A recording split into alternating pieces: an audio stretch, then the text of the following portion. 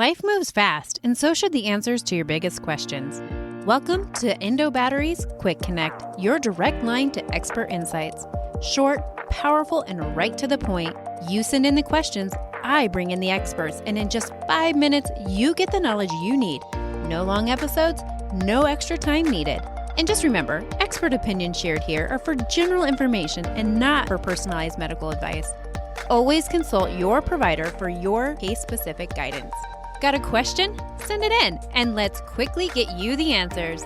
I'm your host, Alana, and it's time to connect. I'm joined by my guest, Dr. Jeff Arrington.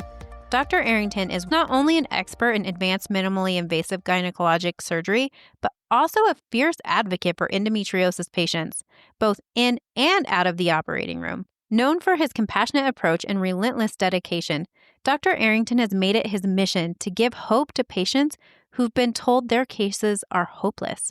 With over 2 decades of surgical experience and a steadfast belief in excision as the best treatment for endometriosis, Dr. Arrington has helped patients worldwide reclaim their quality of life through meticulous care, cutting-edge techniques, and a deep understanding of the physical and emotional toll of this disease. Beyond the OR, he's a sought-after speaker, educator, and advocate, bringing attention to the complexities of endometriosis and the importance of individualized, informed care. Please help me in welcoming Dr. Jeff Arrington. A lot of us with endometriosis are struggling to navigate the insurance piece of endometriosis.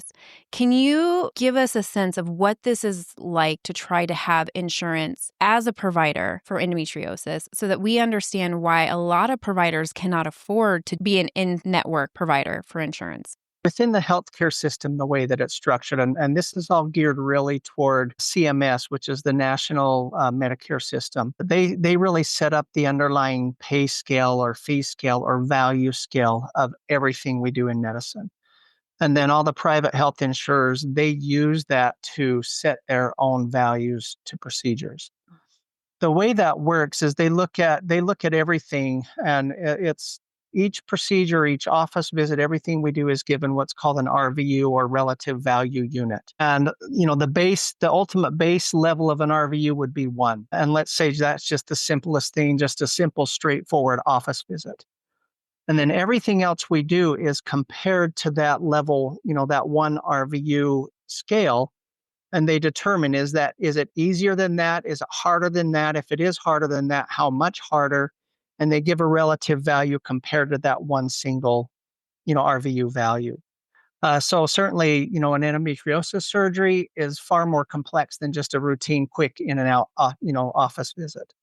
So if the routine visit is given, say, an RVU of 1, an endometriosis surgery may be given an RVU value of, say, 12. With cardiothoracic surgery and neurosurgery, it'd probably be given an RVU value of 25, 30. I have no idea what the number is, but it gives you an idea of how they look at things. Right.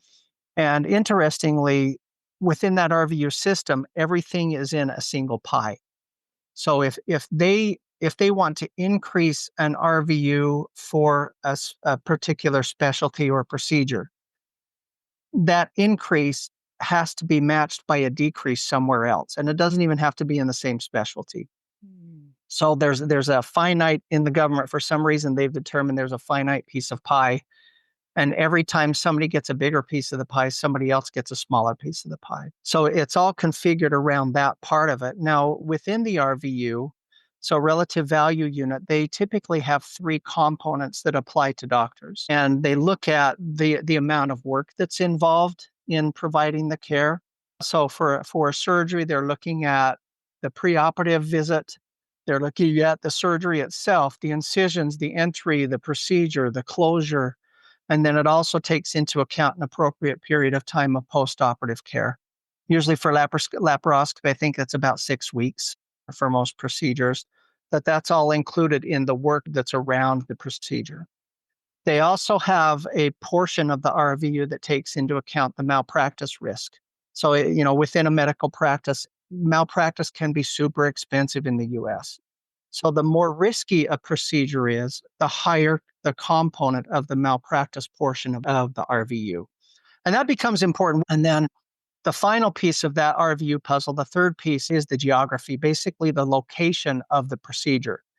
So clearly throughout the country, practicing in California, practicing in New York, medical care is far more expensive in those states and those areas than it is, say, in Utah. So if you take an equivalent level of care from Utah, transfer that into New York or California, big cities, wherever, the cost of that same care is going to be far higher, partly because of the geographic location and just the cost of living and cost of practice. Right. Does that make sense? Yeah. So going back to the malpractice side of things, when we look at advanced endometriosis care, even within, say, a laparoscopy for endometriosis, there is far more complexity to really doing good endometriosis work, doing the dissections, separating the adhesions, separating the bowel, working around the ureters, than somebody that goes in and says, oh, that endometriosis directly over the ureter. I very carefully just touched cautery to it so I didn't damage the ureter, instead of doing the appropriate dissection and separating the disease out. Or if they go in and see some bowel endometriosis,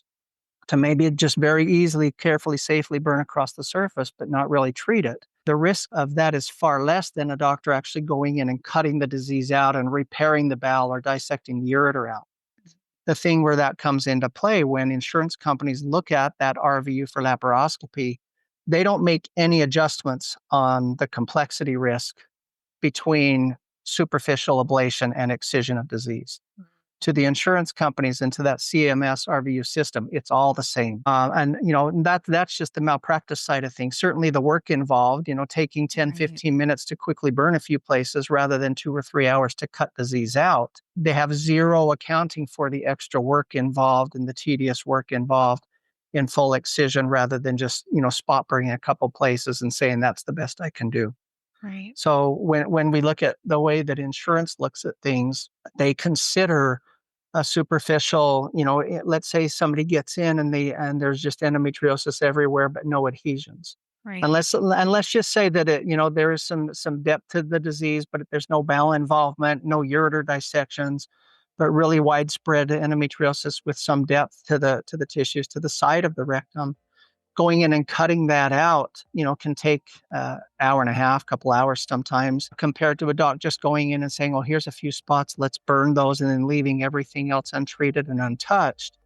We're talking a 10, 15-minute surgery versus an hour and a half surgery, and the compensation, the RVU value for those procedures is exactly the same.